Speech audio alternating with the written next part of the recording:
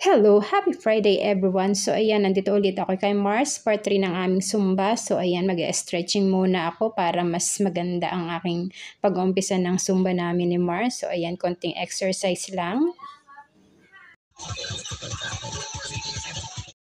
After a few minutes, ito yung mga sayaw namin ni Mars na step na hindi kami sabay, pero okay lang yan kasi ang goal lang namin ay magpapawis at yung flow ng dugo ay maging maayos. So ayan, o diba, ang ganda namin tingnan. Sabay na sabay kami pero ang totoo ay hindi kami nagkakasabay, diba?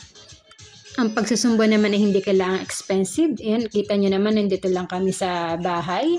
Walang bayad. At ang katapat lang niyan ay tubig, kunting pahinga at diretso ulit ang pagsusumba in 1 hour. So ayan, nag-e-enjoy naman kami ni Mars sa aming ginagawa.